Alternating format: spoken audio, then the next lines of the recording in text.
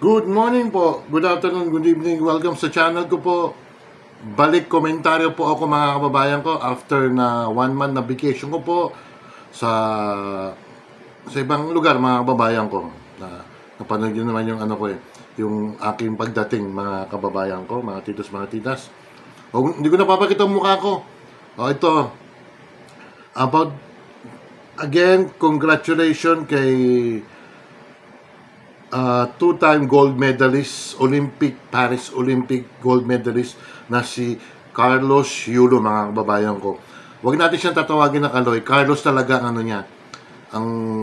Although palayo niya is Kaloy, Carlos Yulo talaga yun. Sabi ng handler niya, mga kababayan ko.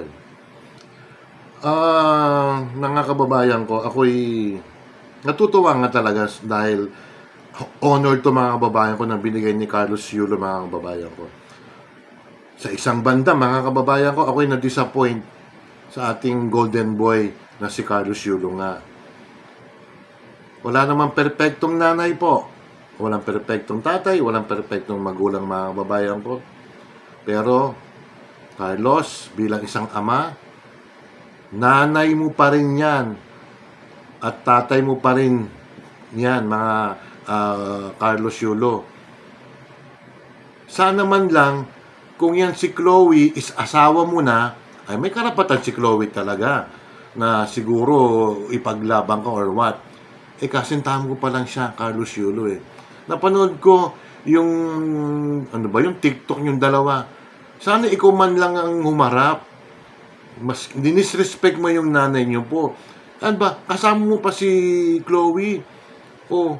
And then, hindi niya ginagalang ang nanay mo. Nag-post po siya na sandali lang kasi may laban pa si Carlos babalikan ko kayo.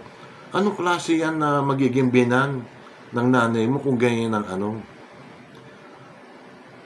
Pag-usapin ng pera, Kaloy, tuloy Carlos, tayo naman minsan kinakapos tayo. Inamin naman ng nanay mo na medyo nagalaw ang pera. Ikaw ba'y hindi mo ba alam na 9 na buwan kang dinala ng nanay mo? Maaari kang hindi maging Carlos Yulo kung may ginawa ang nanay mo na kalokohan, pero inalagaan ka ng mga ilang taon. Tapos ganun ang sasabihin mo na, di ba, nawala yung pera. Hindi naman 70,000 yun 6 digits pa nga yun nandun na tayo. Kung talagang in Tagalog is kinahoy or kinupin ng nanay mo yung ibang pera. Siyempre, nangangailangan di ba? Although, ang balita ko, nagkasundo na kayo, pero hindi pa kayo nag-uusap masyado. Marami nga rin sumakay pati ako, sumakay na rin. Siyempre, pag-uusapan ng nanay, ako'y pagtatanggol ko ang mga nanay. Mabuti man siya o masama. Pero sa ginawa ng girlfriend mo talagang halos pag may event ka yung pagdating mo rito, kasama mo pa rin siya. Sana naman siguro nasa background muna siya. Sana pagsabihan ka ng ng mga handlers mo. At saka, Carlos Yulo, ang pera is daling maubos. Iisa lang ang nanay natin, iisa lang ang tatay natin. Iisa lang ang mga magulang natin.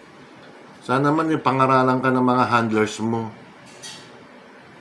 Itong si Chloe naman, di umano'y may balita na suwail sa magulang at di umano'y allegedly dinimanda pa ang nanay niya dahil hindi sumusunod sa magulang at sa nanay ni Chloe. Hindi siya sumusunod sa nanay, kinakalaban niya. Kaya siguro ganun ang naging attitude. Di umano, mga kababayan ko.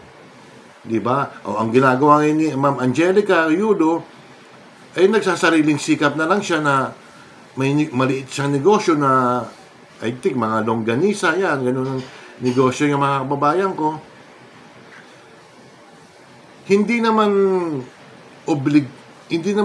obligado ba ang mga anak na magbigay ng pera sa magulang? Kami naman voluntary naman kami or toka-toka. Yung wala pa akong asawa, sagot ko ang kuryente. Yung isang kapatid ko, sagot ang pamalengke. Yung isang kapatid ko, sagot ang tubig. Yung isang kapatid ko, sagot ang telepono. Division of labor, mga kababayan ko. Ganun kami mga titos, mga titos. Kung sino yung nakakaangat, medyo siya malaki magbabayad. Di ba? At saka yung kinita mo naman, yung pinaghirapan mo, Carlos Yulo, I think nakaka 40 million ka na, plus may mga sasakyan ka pa, may mga condominium. Medyo, suggestion ko lang abutan mo naman yung mga magulang mo. Kahit konti lang. Siguro naghahanda ka pa sa 2028 sa Los Angeles Olympics, o baka naghahanda pa kayo kung papakasal kayo ni Chloe, o okay lang yun. Pero wag naman sana makialam yung kasintahan mo na si Chloe. Yun ang suggestion ko lang sariling mo yan, decision mo yan di ba? Kaya nga ako'y na-disappoint sa'yo yung naglabas ka nang dun sa TikTok na nangatwiran ka, etc. etc. Hindi maganda yun. Kasi ang magulang ay magulang, Carlos Yulo. Kasi bata ka pa, 24 ka pa lang ata itong si Chloe, I don't know kung anong edad niya. Mga titos, mga titas. Kaya lang medyo ako na-disappoint. Maraming tao ang na-disappoint.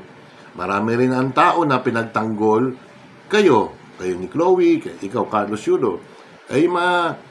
Kasi iba ngayon ang Gen Z ngayon Ay talaga, ibang-ibang yung Gen Z ngayon, mga kababayan ko. Minsan may mga sumasagot na sa mga magulang. Pag kami sumagot sa mga magulang, alam niyo na kung ano yun, marutong na sampal, mga kababayan ko.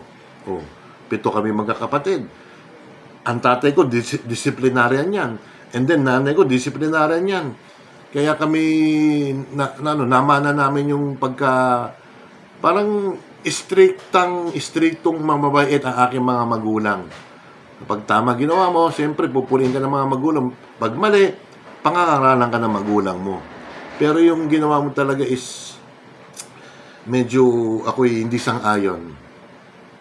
Hindi ako sang-ayon sa ginawa mo sa TikTok. Talagang parang pinalalabas mo na masama ang magnanay mo. Although talagang medyo nagalaw ang pera, nangangailangan talaga siguro. Kaya, alagaan mo na lang ang yung mga naging reward mo at maghanap ka ng financial advisor. Kasi medyo malaki-laki na yan Financial advisor. Kasi baka mauubos din ang pera mo yan kung hindi mo gagastusin sa magandang negosyo or what. Although marami kang bahay, may 2 bahay. I think may 1 bahay ka pa, and then condo, I guess 3 sasakyan mo. Ang reward yun Deserve mo yan, Carlos Yulo, pero pagdating sa mga magulang ako'y hindi sumasang-ayon sa iyo. Mali ang ginawa mo talaga dun sa TikTok mo na katabi mo pa yung pinatong pa yung mukha ni Chloe sa sa shoulder mo. Sana man lang kung asawa mo na siya. Excuse me. Sana man lang kung asawa mo na si Chloe. Hindi kasinta mo pa yan, di ba? Alalahanin mo, uulitin ko, Carlos Yulo. Ang nanay ay iisa lang. Ang tatay ay iisa lang. Mabuti ka pa, may nanay at tatay ka pa paano yung iba? Wala nang tatay at saka nanay. Di ba? Yun lang, isang payong tatay lang na ako'y magulang na. 3 anak ko, panay lalaki. Ako'y minsan disciplinarian din po ako, mga babayan ko. Pag may ginawa anak ko ng mabuti, siyempre, pupuri natin. Hindi naman pag may ginawang hindi maganda, pagsasabihan. Di ba? Kaya kayo mga Gen Z kayo na pinagtanggol nyo pa itong si Chloe, mararanasan nyo rin pag kayo nawalan na magulang. Yun lang po, mga babayan ko. Shout out sa lahat. Don't forget to like and subscribe. Hit the bell notification para ma-update kayo sa aking mga video. Sana sa 2028 Los Angeles Olympics, sana magkaroon ka rin ng medalya pa rin. Ginto. Yun lang, Carlos Yulo. Maraming salamat sa inyo. Bye!